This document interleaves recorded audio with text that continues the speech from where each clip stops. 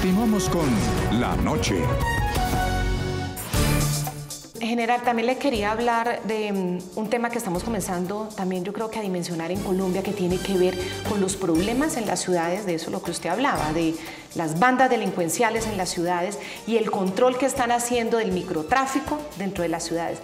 En un informe hace pocas horas de la Unidad Investigativa de Noticias RCN, ya son 421 las bandas, según la información que pudieron recabar de todas las instituciones que hay en el país, 421. Eso no es incontrolable, tener esta cantidad de bandas criminales dedicadas al menudeo y dedicadas a venderle droga a los jóvenes en las ciudades. Sí, yo creo que es muy importante empezar a descubrir las otras violencias que no veíamos antes del conflicto armado.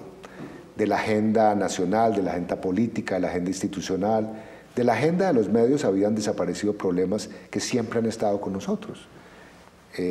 Yo, digamos, veo con preocupación, pero con realismo y francamente, con total compromiso para atender una situación que antes no veíamos, el tema, por ejemplo, del feminicidio, del ataque a las mujeres en Colombia, de cómo son víctimas las mujeres en Colombia.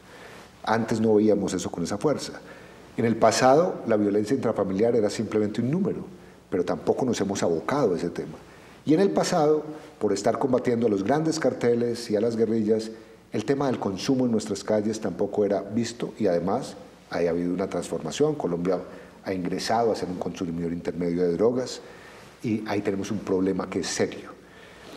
Y es serio porque el mundo está atrapado hoy en un discurso que llega a confundir al ciudadano. Un discurso que dice, hay una guerra fallida contra las drogas y entonces el prohibicionismo no va más, y otra posición vanguardista diciendo hay que legalizar todas las drogas.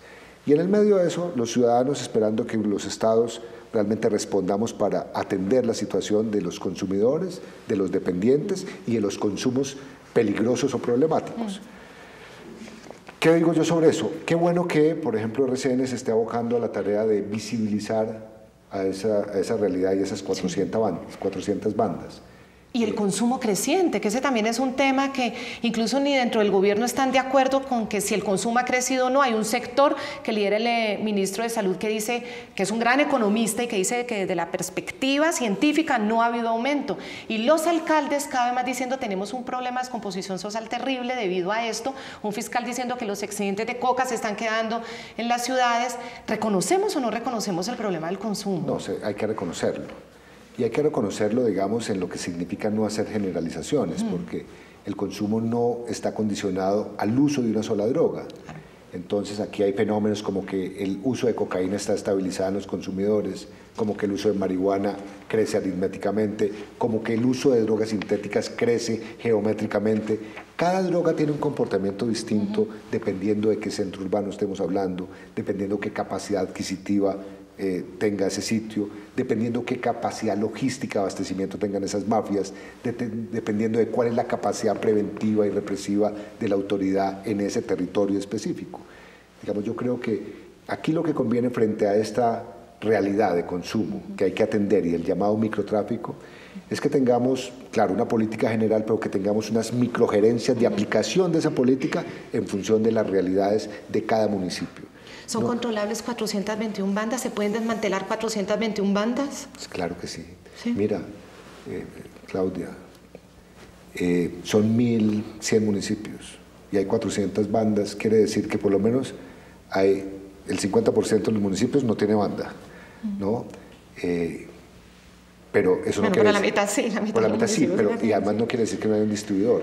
El tema fundamental, ¿cuál es? El tema fundamental es que el consumo no está asociado a violencia extrema. Es decir, lo peor que le puede pasar a una sociedad es que el consumo de drogas significa un incremento de violencia y de asesinatos o de lesiones personales o de extorsiones o de secuestros express que se dan como resultado de ese mundo criminal del consumo. Creo que hay que atacar el consumo problemático, el consumo riesgoso y luego ver qué hacemos con el consumo tranquilo, donde el tratamiento tiene que ser preventivo y de tratamiento a esos consumidores.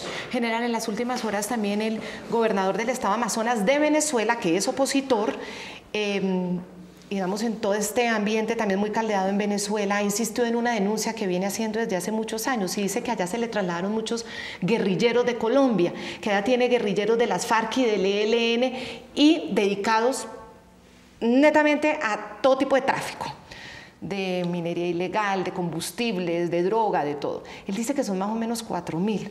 ¿Ustedes han tenido algún tipo de conversación con estas autoridades también para entender la cifra? Porque es una cifra que, por mi experiencia periodística, considero muy alta.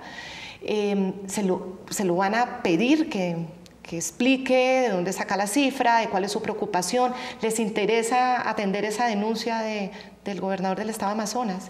Claudia, mil gracias. Yo confieso, digamos aquí con humildad, que no estoy informado de esa declaración, pero recuerdo por mi vida pasada y por todos estos años de servicio público, siempre unos reclamos de Venezuela diciendo que allá había X número de miles de paramilitares y que hay gente armada y que la delincuencia corre por cuenta de colombianos.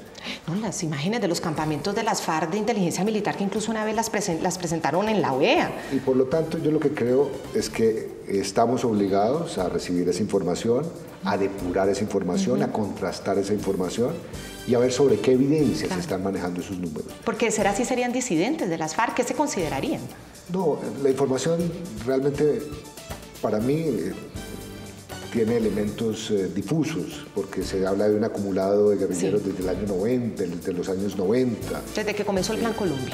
¿Qué estarían haciendo allá? O sea, hay que entender mejor el alcance de la denuncia, la evidencia sobre la cual se soporta esa denuncia, pero lo que digo es que al gobierno colombiano desde luego le interesa saber qué pasa con sus vecinos en relación con amenazas que pueden suceder contra Colombia o contra los países amigos.